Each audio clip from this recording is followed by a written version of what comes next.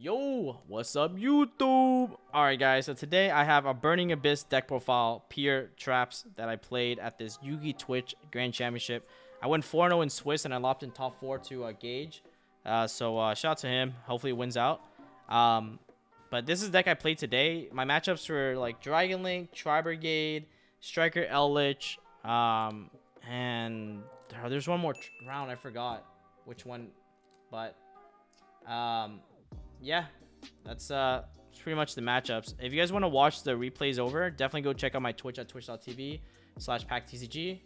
That's how you find like the replays pretty much. But all right, guys, so anyways, 2 tour guides. So I only played 2 tour guides because I don't really want to normal summon this turn 1 unless I have to. Usually I want to search this off Scarm and then try to play on the next turn. So that's like the main reason.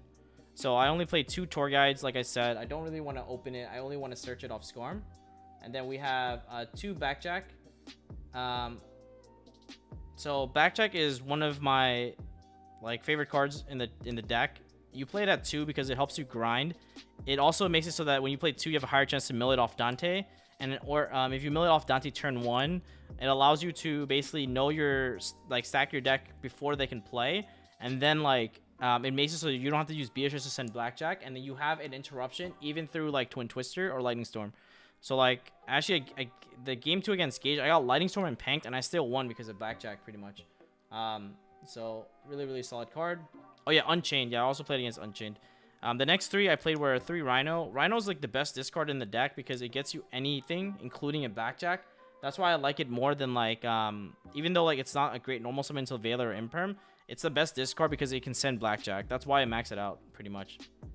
It's a very versatile card, and it helps makes the Dante Beatrice line turn 1 a lot easier. You play 3 Graph because it's the best one to open. It helps you make the IP Beatrice combo, so I really like it a lot. You play 3 Scarm because it searches you any BA monster, so getting pluses in the game is really nice. I played 2 Seer.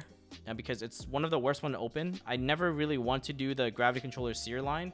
I usually want to summon Seer off of Graph and get it access to it that way. So I play Seer at 2 for that reason. Never really needed 3. Once you have 1 in rotation, the Dante just keeps looping it back. Then I played 2 Nadir, aka Farfa. 2 just for the grind game. 1 to like send off Beatrice and another one to send off like Fiend Griefing or Rhino. And then 1 Alich because it's really strong into like Tri Brigade. It also really good into like Access Code Talker, be able to like negate it and then reduces attack. So I like Alich a lot. It's like basically a targeting negate when you need it. And then Libic. Libic is a card I might consider bumping to 2. This card helps you OTK like really nicely. It's one of the best BAs I think like post turn 1. And it's a BA that lets you summon or extend and like graph.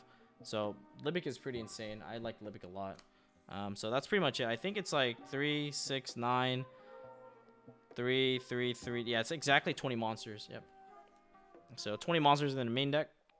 For the traps, I play triple Solemn Strike because it answers every deck in the format. Triple Fiend Griefing because it's a Foolish Burial and a Grave Manipulator, right? So it's the +1 guaranteed every single time. So 3 Fiend Grief for that reason.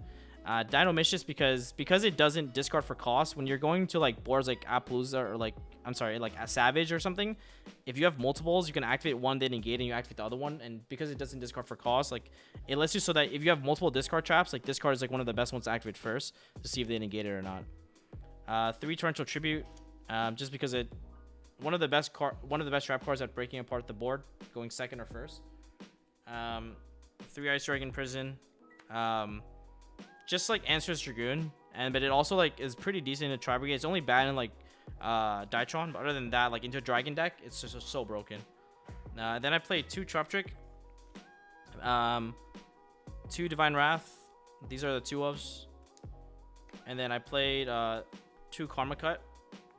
So I played 2s just because like the ratio of like drawing 1 of but not drawing multiples is playing 5. So like, for example, like I play 5 Karmika, which is equivalent to like 5 Dynamish basically.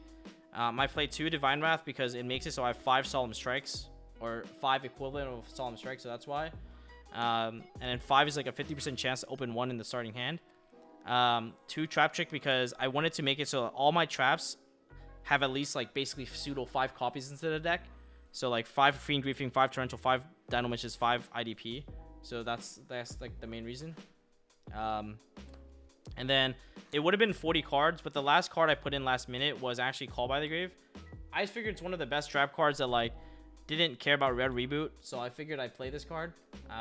So yeah, and I just thought it'd be like really nice. I play no hand traps, so like Call by is just usually very impactful, and it's one of the best trap cards. It's another Fiend Griefing in the deck, but yeah. And it also makes like if you open Tour Guide, it makes it so that it actually resolves through Ash Blossom like this. So yeah, just played 1 Call by for that reason, and that's it. 41 cards in the main deck. The list is pretty budget. I feel like there's nothing expensive. Like IDP is getting reprinted. Strikes are pretty cheap. The whole BA cord is pretty cheap. So if you guys want to pick this up and are looking for a fun budget deck, then this is definitely the wave. For the side deck, I played 1 Pank. Just because it's like a really strong 1-up that answers most boards. I sided 3 Ash Blossom because I thought this was a rogue tournament, but it turns out everyone played meta Omega Lol. So I usually don't side Ash, but it's only because like I thought it was a rogue tournament. I'll show you what I would really side actually in a tournament setting. 3 Judgment because when you go first, you want to answer the Twin Twisters and the Lightning Storm. IO because it basically makes it's basically another copy of Solemn Judgment into like the Twin and IO. 3 Cosmic Cycle. I was originally playing Twin Twister, but I decided to play Cosmic because a lot of the decks that like you need back row removal for, Cosmic is just better. Like you don't want to play Duster, you don't want to play Twin because against Eldritch, like you need Cosmics. Against like even Unchained when I played today, Cosmic's just better. So like Cosmics is generally a better card, and then you like even against like other decks, like trading 1 for 1 is like pretty good with cards like Cosmic. So I decided to play Cosmics just I thought it like would work better. And then I played Triple Psycho Reader and then Crescendo, just in case Diatron was here. Because yeah, I wasn't sure what else to put in here. So I just put that in there. The other stuff I had was if I were to like build my deck differently, I would probably do this. 3 D-Shifter and then 1 Aerial is another option. Like you take out the Ash and you put in D-Shifter, and then for the Aerial slot, you can maybe like take out you can probably take out like one Cosmic Cyclone or something along those lines, because this deck you need this for the Eldritch matchup basically. But yep. So that's pretty much my deck. And then for the extra deck we have, so let me sort it out by the links. So you have the link 3s, you have Unicorn, Trisbania. This is really good against back row decks because you can go like, what you can do is if you end on IP, plus Beatrice, you can go like Chainlink 1 IP, Chainlink 2 Beatrice, you send like Graph, you make Trisbania. Graph summons like underneath the Trisbania, and then it triggers to blow up all their back row. So like against trap deck mirror matches, this card just kills them because it banishes all their back row. So if anyone ever sets 5 against you, you go for the IP Beatrice line to make Trisbania and wipe out their entire back row. It's just game on the next. Because they burn 2,500 and then they burn 2,500 and then you just make access code, and then you get the other 200 damage somewhere. So yeah, so for the XYZs, I'll start off with that. It's double Dante, Downer, Zeus, and then Fortune Tune. So I think Acid Golem would be nice if someone just goes like it only came up once against like Gage, but like no one ever goes like Dragoon Pass with no backup. Like that's just like not a real end board for a lot of people. But I guess like I guess for Gage it was enough because he knew what I was playing. But yeah, Dante, Fortune Tune, Downer, Beatrice, and Zeus was all my XYZs. So we have IP, Trisbania. Cherubini is really good. It helps you OTK basically, so that's why you play it. For Link 4s, I play Boral Sword, Access Code, and Appaloosa. You make all of these somehow, like Cherubini. So like Cherubini by itself gets you like all the bodies usually. So like if you go like Tour Guide, summon Graph, or Tour Guide, summon Rhino, make Cherubini, Rhino send Graph, summon I don't know, summon a BA, like I don't know, it could be literally anything, Scorm I guess, and then you go Cherubini, send Seer, bring back a card, and then all of a sudden you have 4 materials. Yeah, Appaloosa I make usually into like Dytron, So against Dytron, you can go like Beatrice, send Seer, and then like bring back Dante, and then make Appaloosa, and you have Appaloosa for 2400. Against like the Dytron deck usually. So you go for the Appaloosa line against usually like it's usually against Dytron, where I have to like find myself making that card. Purple Dante, which was MVP. Every time I summon him, I won. Weird. The card's just insane. Unicorn for like the IP combo, and then one gravity controller.